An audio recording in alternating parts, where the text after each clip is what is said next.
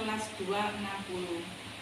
Pada kesempatan hari ini saya akan melakukan wawancara dengan Bapak Kepala Sekolah, yang mana hal ini dilakukan untuk memenuhi tugas saya di Pendidikan Guru Penggerak Angkatan 10 pada modul 3.1. Assalamualaikum Abah. Waalaikumsalam warahmatullahi wabarakatuh. Silakan.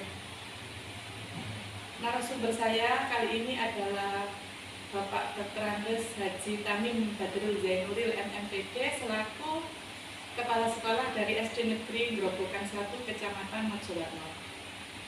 Abah mohon izin untuk melakukan wawancara, G. Pertanyaannya yang pertama, Abah, selama ini apakah jenengan selaku pimpinan dapat mengidentifikasi kasus-kasus yang merupakan dilema etika atau bujukan moral? Ya, Bang. Intinya, kalau dilema etika itu kita dihadapkan dengan dua masalah yang sama-sama benar dan kita harus mengambil salah satu keputusan. Sedangkan bujukan moral itu lebih kepada masalah yang sudah jelas lawan benar, salah lawan benar. Jadi kita itu harus mengambil keputusan secara benar. Baik, terima kasih. Ya. Untuk selanjutnya, selama ini bagaimana jenengan menjalankan pengambilan keputusan di sekolah jenengan ini, terutama untuk kasus-kasus di mana ada dua kepentingan yang sama-sama benar atau sama-sama mengandung nilai kebajikan? Ya, benar. Saya akan mengambil keputusan dengan meminimalisir risiko yang dihadapi. Selain itu, yang terbaik untuk semuanya, keputusannya diambil juga sesuai dengan aturan yang berlaku. Kemudian, langkah-langkah atau prosedur seperti apa yang jenengan lakukan selama ini? Ya, pertama saya akan mengidentifikasi masalah yang terjadi. Saya akan mengumpulkan informasi yang valid, bisa dengan tanya jawab atau mengamati masalah yang sedang terjadi. Setelah itu saya akan mencari aturan yang sesuai dengan masalah yang terjadi. Musyawarah dengan guru yang lain juga perlu dilakukan untuk mengetahui pendapat mereka. Ambil keputusan dengan kepala dingin, tanpa emosi, dan bijaksana. Setelah mengambil keputusan, kita evaluasi bagaimana dampak keputusan yang telah saya buat. Kemudian apa selanjutnya? Hal-hal apa saja yang selama ini jenengan anggap efektif dalam pengambilan keputusan pada kasus-kasus dilema etika? Ya, Buana, saya akan mengumpulkan informasi yang valid, tidak melanggar aturan yang berlaku, dan tetap menggunakan hati nurani yang bijaksana dalam mengambil keputusan pada kasus-kasus dilema etika. Oke, kemudian hal-hal apa saja yang selama ini merupakan tantangan jenengan dalam pengambilan keputusan pada kasus-kasus dilema etika? Ya, Buana, memang penolakan dari beberapa guru itu memang ada. Ada juga yang menolak di belakang. Malah itu biasanya sebagai provokator. Oke, kemudian apakah jenengan memiliki sebuah tata kelola atau jadwal tertentu dalam menyelesaikan kasus dilema etika? Apakah langsung menyelesaikan di tempat atau memiliki jadwal khusus untuk menyelesaikannya? Ya, kita harus melihat kerumitan masalahnya. Jika dapat diselesaikan saat itu juga, saya putuskan saat itu juga. Tetapi jika masalahnya kompleks, sekali lagi, kalau itu masalahnya kompleks sekali, perlu waktu untuk mengambil keputusan dengan mempertimbangkan berbagai hal dalam mendengarkan pendapat dari guru lainnya. Jadi untuk yang Selanjutnya, apakah ada seseorang atau faktor apa saja yang selama ini mempermudah atau membantu jenengan dalam pengambilan keputusan di dalam kasus-kasus dilema etika? Ya, Bu Ana, kalau dalam masalah keuangan sekolah ada yang sangat membantu membuat keputusan, yaitu bendahara sekolah.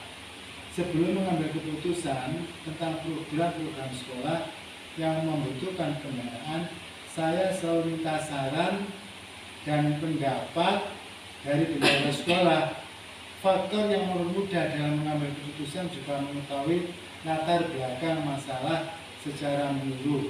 Kemudian menggunakan hati nurani juga dalam pengambilan keputusan tersebut. Yang terakhir apa? Ya, Dari semua hal yang telah jenengan sampaikan tadi, pembelajaran apa yang dapat jenengan petik dari pengalaman jenengan mengambil keputusan dilema etika? ya, selaku pimpinan di sekolah, saya sangat sadar bahwa keputusan yang saya ambil akan berdampak luas, berdampak besar kepada kehidupan sekolah. Oleh karena itu, saya akan mengambil keputusan tanpa melanggar aturan dan mengambil keputusan yang terbaik untuk semua warga sekolah. Jadi kesimpulannya adalah bahwa untuk mengambil keputusan kasus dilema etika itu tadi tidak jarang ada penolakan dari beberapa teman guru, akan tetapi hal itu juga menjadikan jenengan landasan untuk mengambil keputusan sesuai dengan nilai-nilai kebajikan yang berlaku. Terima kasih Abah untuk waktunya sudah membantu saya dalam wawancara siang hari ini. Sama-sama Bu Ana, mudah-mudahan wawancara kita bermanfaat. Demikian wawancara saya dengan Bapak Kepala Sekolah dari SD Negeri Grobogan 1 Kecamatan Mojowarno terkait dengan pengambilan keputusan oleh kepemimpinan menggunakan nilai-nilai kebajikan. Demikian yang dapat kami sampaikan, kurang lebihnya mohon maaf. Saya akhiri. Wassalamualaikum warahmatullahi wabarakatuh. Waalaikumsalam warahmatullahi wabarakatuh.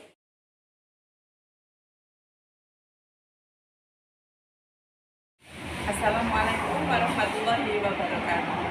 Perkenalkan, saya Suhana, calon guru penggerak Angkatan 10 Kabupaten Jombang, kelas 260. Pada kesempatan hari ini saya akan melakukan wawancara terkait dengan pengambilan keputusan kepemimpinan dengan menggunakan nilai-nilai kebajikan. Pada kesempatan kali ini saya akan bersama dengan Ibu Feni Deviana, beliau selaku Kepala Sekolah dari SD Negeri Mojoduur 1 Kecamatan Mojowarno. Selamat pagi Ibu Devi. Selamat pagi Bu Devi, mohon izin wawancara terkait tugas saya selaku CDP Angkatan 10 di modul 3.1 terkait dengan pengambilan keputusan di dalam kepemimpinan menggunakan nilai-nilai kebajikan. Sebelumnya saya mengucapkan terima kasih Bu atas kesediaannya saya wawancarai. Untuk pertanyaan yang pertama Bu Devi, selama ini bagaimana jenengan selaku pimpinan dapat mengidentifikasi kasus-kasus yang merupakan dilema etika atau tujuan moral? Terima kasih Bu Ana. Kami di lembaga ini untuk mengidentifikasi kasus yang merupakan dilema etika atau tujuan moral adalah dengan mempelajari dan menyimpulkan kasus yang terjadi. Selanjutnya, kesimpulan itu dapat digunakan sebagai bahan untuk menindaklanjuti pengambilan keputusan, baik yang berkaitan dengan dilema etika maupun tujuan moral. Dilema etika dan tujuan moral adalah dua masalah yang sering dialami dalam proses pengambilan keputusan. Dilema etika merupakan sebuah situasi di mana keduanya benar, namun bertentangan dalam pengambilan keputusan. Sedangkan rujukan moral adalah situasi ketika seseorang dihadapkan pada benar salah ketika mengambil keputusan. Dilema etika lebih sulit diatasi karena dipengaruhi oleh faktor beberapa faktor seperti kebenaran, keadilan, dan lain-lain. Sementara rujukan moral mudah diatasi karena sudah ada norma benar dan salah bagi setiap pihak. Terima kasih Bu atas pemaparannya. Kemudian untuk pertanyaan yang kedua Bu Devi, selama ini bagaimana jenengan menjalankan pengambilan keputusan di sekolah ini, terutama untuk kasus-kasus di mana ada dua kepentingan yang sama-sama benar atau sama-sama mengandung nilai-nilai kebajikan? Sekolah adalah institusi moral yang dirancang untuk membentuk karakter para warga. Seorang pemimpin di sekolah akan menghadapi situasi di mana mengambil suatu keputusan yang banyak mengandung dilema secara etika dan berkonflik antara nilai-nilai kebajikan universal yang sama-sama benar. Keputusan-keputusan yang diambil di sekolah akan merefleksikan nilai-nilai yang dijunjung tinggi oleh sekolah tersebut dan akan menjadi rujukan atau teladan bagi seluruh warga sekolah. Kemudian berikutnya, bagaimana langkah-langkah atau prosedur seperti apa yang biasanya jenengan lakukan selama ini? Baik, langkah-langkah yang biasa kami ambil dalam sebuah keputusan adalah bahwa kami menyadari seorang pemimpin diharapkan mampu melakukan pengambilan keputusan berdasarkan 3 prinsip pengambilan keputusan yang dapat membantu dalam menghadapi pilihan-pilihan yang penuh tantangan yang harus dihadapi. Oleh karena itu, apabila menemui kesulitan dalam pengambilan keputusan akibat dilema etika atau rujukan moral, bisa berpegang pada 3 prinsip cara berpikir dalam pengambilan keputusan, yaitu berbasis hasil akhir, berbasis peraturan, dan berbasis rasa. Terima kasih Bu. Untuk yang selanjutnya, menurut jenengan, apakah langkah-langkah yang jenengan lakukan itu sudah baku? Maksudnya, apakah semua langkah-langkah di atas itu dilakukan secara sistematis atau urut tanpa bisa diubah? Terima kasih. Langkah-langkah itu nanti tergantung seberapa penting masalah tersebut. Yang pertama, kami harus mengenali nilai-nilai yang saling bertentangan dalam situasi tersebut, kemudian mengumpulkan fakta-fakta yang relevan dengan situasi tersebut, melakukan resolusi dan redaksi. Jadi tidak baku ya Bu? Tidak baku. Kita sesuaikan Di dengan kondisi dan kepentingannya. Terima kasih. Untuk yang selanjutnya Bu Devi, hal-hal apa saja yang selama ini jenengan anggap efektif dalam pengambilan keputusan pada kasus-kasus dilema etika? Sama seperti langkah-langkah tersebut, yang pertama tentunya kami mengumpulkan fakta-fakta yang relevan sesuai masalah yang kami hadapi.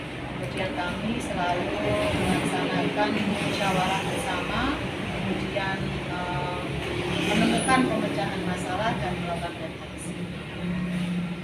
Kemudian untuk yang selanjutnya adalah hal-hal apa saja yang selama ini menurut jenengan itu sebagai tantangan yang jenengan dalam pengambilan keputusan di kasus-kasus dilema etika? Baik, dalam setiap pengambilan keputusan pasti tantangan kita akan menghadapi dan pasti ada yang bertentangan. Namun tetap sesuai dengan prinsip-prinsip pengambilan keputusan kami laksanakan secara musyawarah. Tantangannya itu sangat banyak sebenarnya ya Bu ya, tetapi kita selesaikan dengan musyawarah. Kemudian selanjutnya, apakah jenengan memiliki sebuah tata kelola atau jadwal tertentu dalam sebuah penyelesaian kasus dilema etika? Apakah jenengan langsung menyelesaikan di tempat atau ada jadwal-jadwal tertentu untuk menyelesaikannya? Baik, dalam penyelesaian suatu kasus kami melihat keurgenan masalah tersebut. Apabila suatu masalah tersebut harus segera diselesaikan, maka pengambilan keputusan juga harus segera dilaksanakan. Namun apabila pemecahan masalah tersebut masih perlu ada pertimbangan dari semua pihak, maka pengambilan keputusan itu pasti kami akan jalankan. Jadi sesuai dengan penjadwalan dan sesuai dengan urgensinya kasus tersebut. Terima kasih. Untuk yang selanjutnya, adakah seseorang atau faktor-faktor apa yang selama ini mempermudah atau membantu jenengan dalam pengambilan keputusan dalam kasus-kasus di DMAE? Baik, dalam pengambilan suatu keputusan kami selalu mengedepankan musyawarah bersama Bapak Ibu guru. Kami memberikan kesempatan kepada semuanya untuk menyampaikan masukan, saran, atau gagasan yang membangun untuk menemukan pemecahan suatu masalah yang kami hadapi. Hal ini akan memberikan kepercayaan kepada Bapak Ibu guru untuk merasakan bahwa mereka semua Terima kasih. Ini yang terakhir ya Bu ya. Dari semua tadi yang telah jenengan sampaikan, pembelajaran apa yang dapat jenengan petik dari pengalaman jenengan mengambil keputusan pada DMAE 3? baik, Ana. Sebagai pimpinan kepala satuan pendidikan di suatu lembaga sekolah, saya menyadari bahwa setiap keputusan yang saya ambil akan berdampak besar pada seluruh warga di sekolah. Saya akan mengambil keputusan berdasarkan prinsip-prinsip pengambilan keputusan sesuai aturan yang berlaku dan mengambil keputusan yang terbaik untuk semua warga. Ya. Terima kasih Bu atas pemaparannya tadi terkait dengan pengambilan keputusan dalam kepemimpinan dengan menggunakan nilai-nilai kebajikan. Saya mengucapkan terima kasih Bu Devi karena sudah berkenan meluangkan waktunya untuk wawancara dengan saya. Terima kasih ya Bu. Sama-sama Bu Ana, semoga program di Panjenengan berjalan lancar, semangat dan penuh semangat. Demikian hasil wawancara saya dengan Ibu Feni Deviana selaku Kepala Sekolah dari SD Negeri Mojokerto 1 Kecamatan Mojokerto. Kurang lebihnya saya mohon maaf. Saya akhiri. Wassalamualaikum warahmatullahi wabarakatuh. Waalaikumsalam.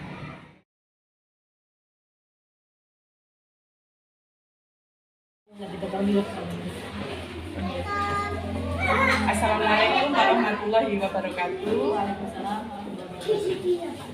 Di sini saya Suhana, CGP Angkatan 10 dari Kabupaten Jombang, kelas 260. Saya akan melakukan wawancara dengan narasumber saya yang pertama, yaitu Ibu Asmiatin. Beliau adalah seorang kepala sekolah dari SD Negeri Dataran 1 Kecamatan Mojowarno. Wawancara ini kami lakukan untuk memenuhi tugas saya selaku CGP di Angkatan 10 pada modul 3.1. Selamat pagi Bu Atin. Pagi Bu.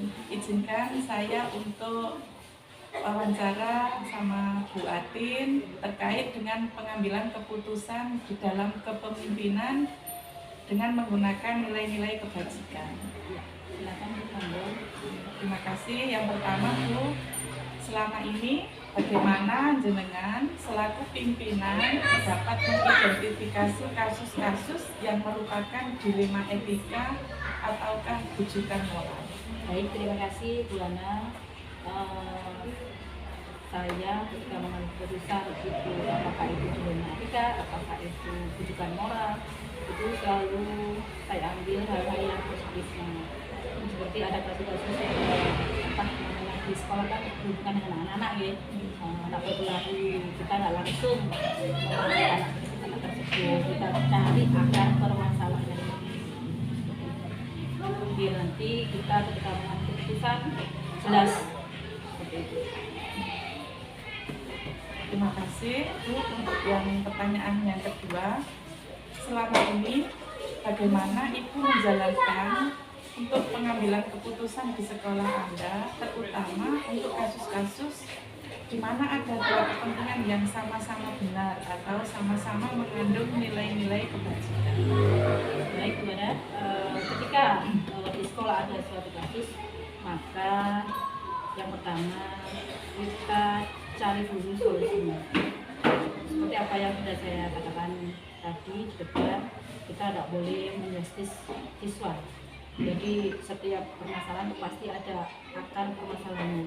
kita selesaikan dengan cara musyawarah. Kita panggil anak tersebut, kita tanya, kita pendekatan anak tersebut, kenapa kok sampai melakukan hal seperti itu. Selain itu, peran seorang guru juga sangat dominan di sini. Karena apa? Karena seorang guru nanti bisa memberikan masukan yang terbaik atas apa yang dilakukan sini tersebut. Kemudian selanjutnya langkah-langkah atau prosedur seperti apa yang biasanya Ibu lakukan selama ini? Ya, terima kasih. Untuk langkah dan prosedur biasanya selalu saya utamakan yaitu musyawarah. Dimana dengan bermusyawarah nanti semua permasalahan, semua kejadian yang berhubungan dengan jalan ini bisa kita selesaikan dengan musyawarah. Kita pendekatan, kita cari akar permasalahannya dengan cara musyawarah seperti itu. Terima kasih Bu. Untuk yang berikutnya, menurut Ibu, apakah langkah-langkah yang Ibu lakukan itu baik? Maksudnya, apakah semua langkah-langkah di atas itu dilakukan secara sistematis baik tanpa bisa diubah? Ini tergantung kasus yang kita alami. Kalau kasusnya itu sederhana, maksudnya tidak terlalu membutuhkan waktu penanganan yang panjang, mungkin di hari itu kita bisa langsung menyelesaikan. Kita bisa katakanlah anak yang sudah bertengkar, di situ nanti bisa kita damaikan di hari itu juga. Tapi kalau kasusnya itu agak terlalu berat, kita butuh waktu, kita butuh konfirmasi dengan orang tua, maka kita butuh waktu mungkin besoknya seperti itu. Jadi sistematis saja. Jadi tidak baku ya Bu Ya, ya? ya. Tergantung permasalahannya. Kemudian yang selanjutnya adalah hal-hal apa saja yang selama ini Ibu anggap efektif dalam pengambilan keputusan pada kasus-kasus dilema etika? Yang paling efektif yang biasa saya lakukan yaitu dengan cara pendekatan dengan anak tersebut, mengetahui akar permasalahannya, kemudian diselesaikan dengan cara baik-baik. Kemudian yang selanjutnya Bu, hal-hal apa saja yang selama ini merupakan tantangan Ibu dalam pengambilan keputusan pada kasus dilema etika? Biasanya tantangan bagi saya itu ketika ada suatu permasalahan di sekolah yang berhubungan dengan siswa, kemudian ada orang tua yang tidak itu biasanya Bu, yang tidak terima. Nah itu biasanya itu kan agak rumit penyelesaiannya. Di sekolah sudah kita selesaikan baik-baik, tapi ada orang tua yang nggak terima, akhirnya ya semakin rumit gitu. Jadi tantangannya adalah dengan orang tua Iya, yang orang tua tidak yang terima nah, seperti itu. kondisi Yang kurang anaknya. mendukung dengan sekolah. Kemudian Bu, apakah Ibu memiliki sebuah tata kelola atau jadwal tertentu dalam sebuah penyelesaian kasus dilema etika? Ini Bu, Ataukah langsung menyelesaikan di tempat? iya. Bagaimana? Ya, ini Bu, kalau masalah tata kelola jadwal itu tidak ada jadwal khusus. Biasanya itu ketika masalah itu muncul, baru kita langsung kita selesaikan tanpa menunda. Agar apa? Agar permasalahan selesai gitu. Jadi tergantung situasi dan kondisinya. Jadi langsung ya Bu Iya, ya? langsung. Ketika ada suatu kasus Masalah langsung kan namanya masalah kan diselesaikan. tidak tiap hari juga ada Ya, tuh. tanpa kita jadwalkan. Nah, Kalau bisa hari itu juga Ya, selesai. selesai. Kemudian selanjutnya Ibu, adakah seseorang atau faktor-faktor apa yang selama ini mempermudah atau membantu jenengan dalam pengambilan keputusan dalam kasus-kasus dilema etika? Iya. Memang peran pembantu sangat penting. Saya sebagai pimpinan pasti faktor utama yang mendukung saya, yang membantu saya itu adalah Bapak Ibu guru. Itu partner terbaik saya. Jadi apapun yang terjadi di sekolah pasti Bapak Ibu guru yang selalu membantu, mendukung apa yang harus saya ambil langkah-langkahnya itu. Jadi faktor utama ya Bapak Ibu guru itu yang selalu membantu saya gitu.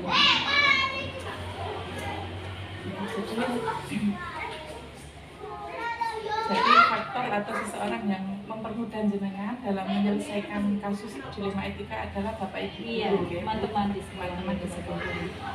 Kemudian yang terakhir Bu, Oke. dari semua hal yang telah jenengan sampaikan, pembelajaran apa yang dapat jenengan petik dari pengalaman jenengan mengambil keputusan dilema etika? Baik, kesimpulannya atau hasil dari apa yang sudah saya ambil keputusan di atas itu, di sini kita belajar pengambilan sebuah keputusan yang bijaksana.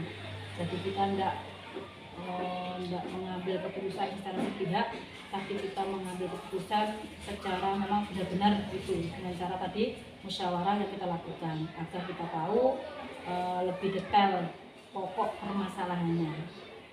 Seperti itu Bu. Terima kasih Bu karena sudah berkenan untuk saya wawancara. Sama-sama. Jadi di sini tentang pengambilan keputusan tadi sudah Bu Asmiatun jabarkan sesuai dengan pengalaman jenengan di sekolah untuk menyelesaikan kasus-kasus dilema etika. Terima kasih Bu Atin, sekali lagi selamat berkarya dan sehat selalu. Amin. Jenengan juga semoga sukses lancar sampai lulus.